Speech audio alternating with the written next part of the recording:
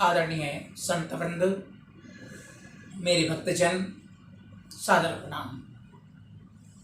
मैं विष्णु चैतन्य सौगरधाम लोहारी से एक बार फिर आप सबकी सेवा में उपस्थित हूँ।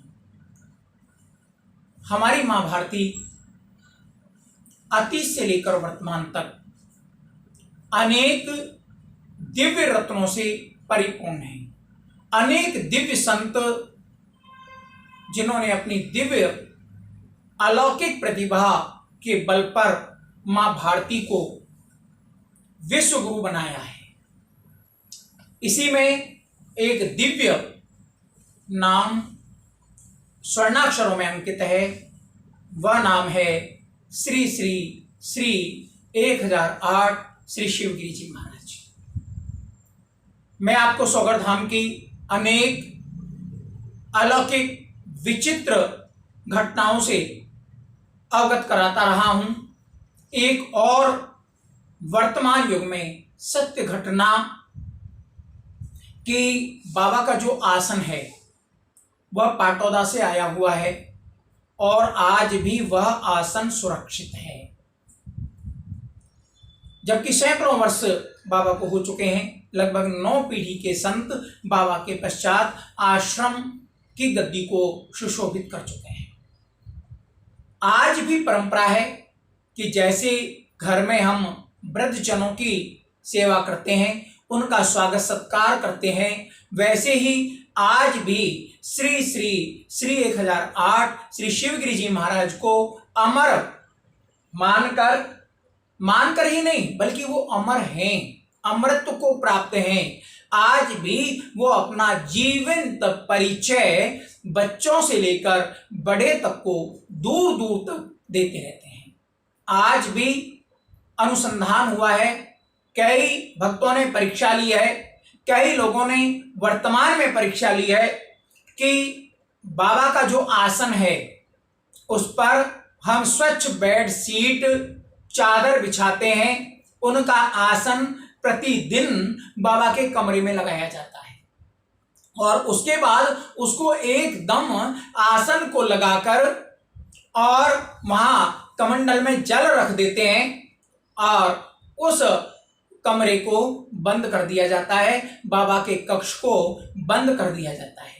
और सुबह जब बाबा का कक्ष खोलते हैं तो आश्चर्य की सीमा नहीं रहती।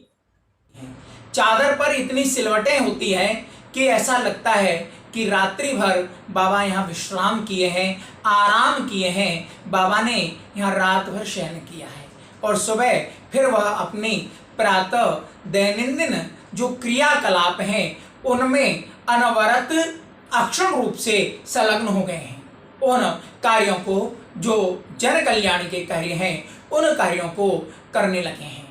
एक और बाबा की सबसे बड़ी विशेषता कि आज तक यदि कोई भी बड़ा भंडारा हो या कोई भी शादी का आयोजन हो या कहीं कोई विशेष भोज का प्रबंध हो तो बाबा की चादर, बाबा की गद्दी से बाबा की चादर वहाँ लेकर जाते हैं और जो मिठाई पकवान हैं उन पर बाबा की चादर बिछा दी जाती है।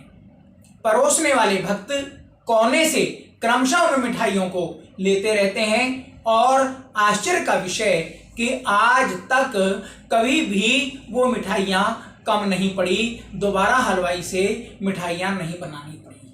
आश्रम में भी और बाहर भी जो बड़े बड़े भंडारे होते हैं, वर्ष में वैसे तो हर महीने ही भंडारा है आश्रम में, लेकिन बड़े भंडारे भादों चतुर्दशी और गुरु पूर्णिमा का जो विशाल भंडारा होता है जिसमें हजारों लोग बाहर से आकर प्रसादी ग्रहण करते हैं, हम भी बाबा की चादर बिछा देते हैं और जब तक वो चादर बिछी हुई रहती है तब तक चाहे कितने ही भक्त आ जाएं वह कभी भी प्रसादी समाप्त नहीं होती। ये परंपरा पता नहीं कब से चली आ रही है, शिवगिरी जी महाराज से या उनके बाद से चली आ रही है, लेकिन जैसा मैंने भक्तों से सुना है मांडुगिरी जी महाराज के बाद छोटूगिरी जी महाराज, परमागिरी जी महाराज और वर्तमान संतों तक ये चादर की परंपरा बराबर अनवरत चली आ रही है।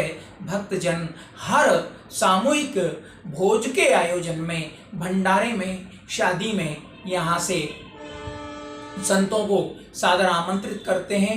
संत वहाँ जाकर भंडार गृह को खोलते हैं, उसका दरवाज़ा लगा देते हैं और बाबा शिवगिरी जी के नाम की जोत वहाँ प्रज्वलित की जाती है और जोत प्रज्वलित करने के बाद चादर उन मिठाइयों पर डाल दी जाती है और जब तक जोत चलती रहती है, जब तक वो चादर रहती है, तब तक मिठाई कभी भी समाप्त नहीं हुई। आज तक का ये प्रत्यक्ष प्रमाणिक है, ऐतिहासिक है। जय श्री सौकरधाम।